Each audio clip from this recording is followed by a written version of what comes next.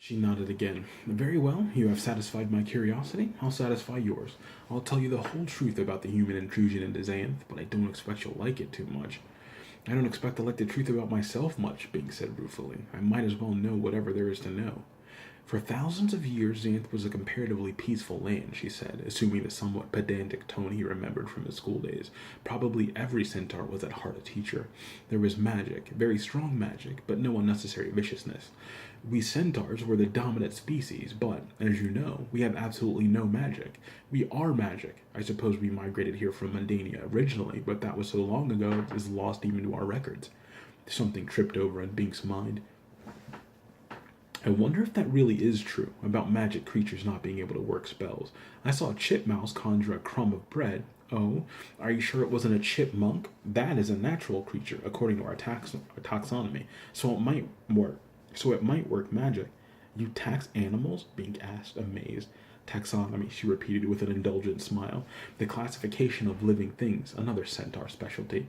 Oh, Bink considered, embarrassed. I thought it was a chipmouse, but I'm not quite certain now.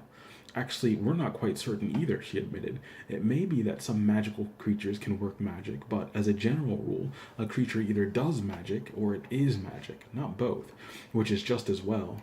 Think of the havoc a dragon magician could make. Bing thought about it. He shuddered. Let's go back to the history lesson, he suggested. About 1,000 years ago, the first human tribe discovered Xanth. They thought it was just another peninsula. They moved in and cut down the trees and slaughtered the animals. There was more than enough magic here to repulse them, but Xanth had never been subjected to such callous systemic ravage before, and we did not quite believe it. We thought the humans would leave soon. But then they realized that Xanth had magic. They saw the animals levitating and the trees moving their branches. They hunted the unicorns and griffins. If you wonder why those big animals hate people, let me assure you they have good reason. Their ancestors would not have survived if they tried to be friendly. The first wavers were non magical creatures in a land of spells, and after they got over the initial shock, they liked it. Now that's wrong, Bink exclaimed. Humans have the very strongest magic. Look at all the great magicians. You yourself told me just now how evil magician Trent changed all the fish. Pipe down before I buck you off, Cherie snapped. Her tail swished menacingly past Bink's ear. You don't know the quarter of it. Of course humans have magic now. That's part of their problem, but not at the start. Bink backed down again. It was increasingly easy to do. He liked the centaur lady very well. She was answering questions he hadn't even thought to ask yet. Sorry, this is new to me. You remind me of Chester. I bet you're awfully stubborn too. Yes, Bing said contritely. She laughed, and it sounded a bit like neighing. I do like you, human. I hope you find your... She pursed her lips distastefully. Magic. Then she flashed a sunny smile and as quickly sobered. Those first wavers had no magic, and when they found out what magic could do, they were fascinated, but a bit afraid of it. A number of them perished in a lake that had a drown spell, and some ran afoul of dragons. And when they met their first basilisk... Are there still basilisks? Bink inquired worriedly, abruptly remembering the omen of the chameleon. It had stared at him in the guise of a basilisk just before it died, as if its spell had backfired. He had yet to be sure of the meaning of that sequence. Yes, there are, but not many, she answered. Both humans and centaurs labored to stamp them out. Their glance is fatal to us too, you know. Now they hide, because they know that the first intelligent creature killed that way will bring an avenging armor of mirror-masked warriors down on them. A basilisk is no match for a forewarned man or centaur. It's just a small winged lizard, you know, with the head and claws of a chicken. Not very intelligent. Not that it usually needs to be. Say, Bink exclaimed, maybe that's the missing factor. Intelligence. A creature can do magic or be smart, or any two of the three, but never all three. So a chipmouse might conjure, but not a smart dragon. She turned her head about again to face him. That's a novel idea. You're pretty smart yourself. I'll have to think about it, but until we verify it, don't go into the central wilderness unprotected. There just might be a smart spell-throwing monster in there. I won't go into the wilderness, Bink promised. At least, I won't stray from the cleared path through it until I get to the magician's castle. I don't want any lizards looking death at me. Your ancestors were more aggressive, Cherie remarked. That's why so many of them died. But they conquered Xanth and formed an enclave where magic was banned. They liked the country and the uses of magic, you see, but they didn't want it too close to home. So they burned the forest there, killed all the magic animals and plants, and built a great stone wall. The ruins, Bink exclaimed. I thought those old stones were from an enemy camp. They are from the first wave, she insisted. But I am descended from. I said you wouldn't like this. I don't, he agreed, but I want to hear it. How can my ancestors have.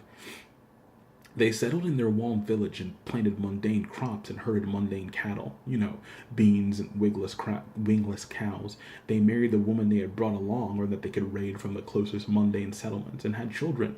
Zant was a good land, even in that region expuned of magic. But then something amazing happened. Turi turned to face him again, glancing obliquely in a manner that would have been most fetching in a human girl. In fact, it was fetching in a centaur girl, especially if he squinted so as to only see her human portion. Splendidly fetching, despite his knowledge that centaurs lived longer than humans, so that she was probably 50 years old. She looked 20, a 20 that few humans achieved. No halter would hold this filly. What happened? He asked, catering to her evident desire for an intellectual response. Centaurs were good storytellers, and they did like a good audience. Their children came up magics, he said. Aha! So the first wavers were magic. No, they were not. The land of Xanth is magic. It's an environmental effect, but it works much better with children who are more formative, and it works best with babies conceived and birthed here. Adults, even of long residence, tend to suppress the talents they have because they know better. But children accept what is. So not only do they have more natural talent, they use it with more enthusiasm. I never knew that, he said. My folks have much more magic than I do. Some of my ancestors were magicians, but me, he sobered. I'm afraid I was a terrible disappointment to my parents. By rights, I should have had very strong magic, maybe even been a magician myself. Instead, Cherie discreetly did not comment. At first, the humans were shocked, but soon they accepted it and even encouraged the development of special talents. One of the youngsters had the ability to transform lead into gold. They ravaged the hills searching for lead and finally had to send a mission to obtain it from Mundania. It was almost as if lead had become more valuable than gold. But Xanth has no dealings with the mundane world. You keep forgetting, this is ancient history. Sorry again. I wouldn't interrupt so much if I weren't so interested. You are an excellent audience, she said, and he felt pleased. Most humans would refuse to listen at all because it is not a complimentary history, not to your kind. I'd probably be less open-minded if I didn't face exile myself, he admitted. About all I have to work with is my brain and body, so I'd better not fool myself. A commendable philosophy. You are, incidentally, getting a longer ride than I had planned because you pay such good, responsive attention.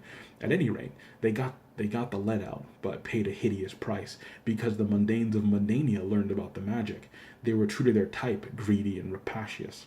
The notion of cheap gold sent them into a frenzy. They invaded, stormed the wall, and killed all the first wave men and children. But, Bing protested, horrified, these were the second wavers, Cherie said gently. They saved the first waver women, you see, because the second wave was an all-male army. They thought that there was a machine to convert the lead into gold, or an alchemical process organized by a secret formula. They didn't really believe in magic. That was just a convenient term to describe the unknown. So they didn't realize that the lead was converted into gold by the magic of a child until too late. They had destroyed what they had come for. Horrible, Bing said. You mean I am descended from the rape of a first-wave mother? Yes, there is no other way you can authenticate your lineage. We centaurs had never liked the first wavers, but we were sorry for them then. The second wavers were worst. They were literal pirates, rapacious. Had we known, we would have helped the first wavers fight them off. Our archers could have ambushed them. She shrugged. Centaur archery was legendary. No need to belabor the point.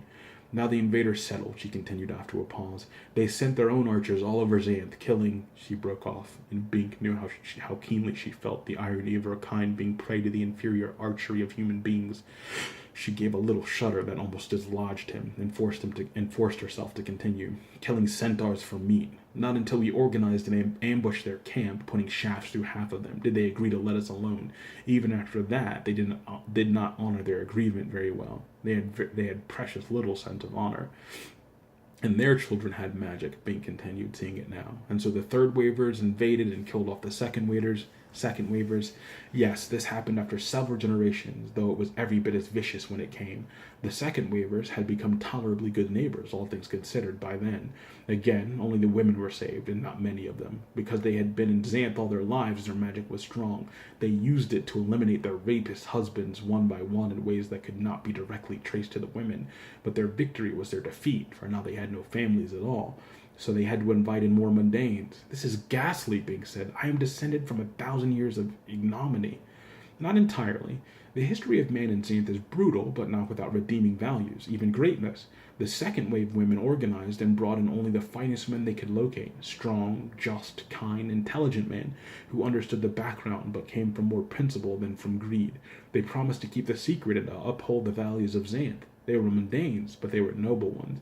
The fourth wavers, Bink exclaimed, the finest of them all. Yes, the Xanth women were widows and victims of rape and finally murderesses. Some were old or scarred physically and emotionally by the campaign, but they all had strong magic and iron determination. They were survivors of the cruel upheaval that had wiped out all other humans in Xanth. These qualities were quite evident. When the new men learned the whole truth, some turned about and returned to Mundania, but others liked marrying witches.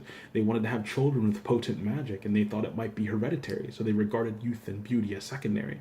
They made excellent husbands. Others wanted the potential of the unique land of Xanth developed and protected. They were the environmentalists, and magic was the most precious part of the environment. And not all the fourth wavers were men. Some were carefully selected young women brought in to marry the children, so that there would not be too much inbreeding. So it was a settlement, not an invasion, and it was not rooted in murder, but based on sound commercial and biological principles. I know, Big said. That was the wave of the first great magicians. So it was. Of course, there were other waves, but none so critical.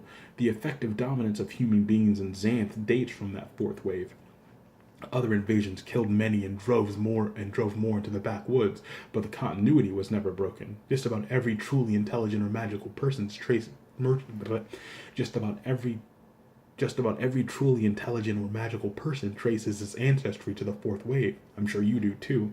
Yes, Bink agreed. I have ancestors from the first 6 waves, but I always thought the first wave lineage was the most important. The institution of the magic shield finally stopped the waves. It kept all mundane creatures out and all Xanth creatures in. It was hailed as the salvation of Xanth, the guarantor of utopia. But somehow things didn't improve much. It is as if the people exchanged one problem for another, a visible threat for an invisible one. In the past century, Xanth has been entirely free from invasion, but other threats have developed. Like the fireflies and the wiggles and bad magician Trent, Bink agreed. Magical hazards. Trent was not a bad magician, Shuriken corrected him. He was an evil magician. There is a distinction, a crucial one. Yes, he was a good evil magician. Lucky they got rid of him before he took over Xanth. Certainly, but suppose another evil magician appears, or the Wiggles manifest again. Who will save Xanth this time? I don't know, Bink admitted. Sometimes I wonder whether the shield was really a good idea.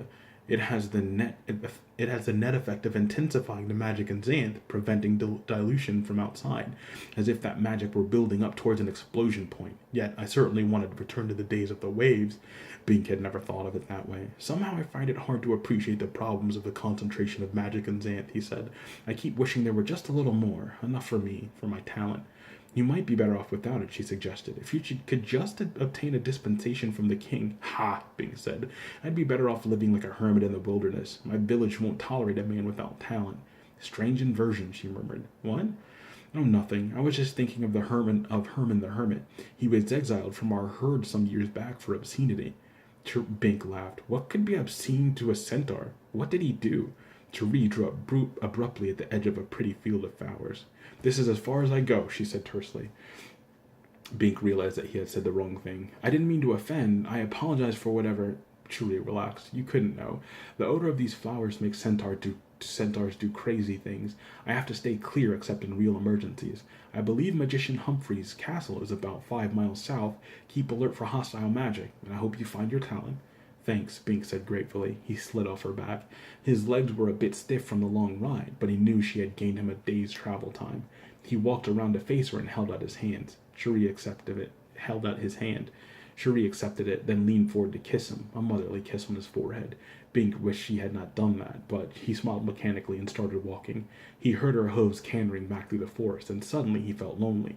Fortunately, his journey was nearly over, but still he wondered, what had Herman the Hermit done that centaurs considered obscene?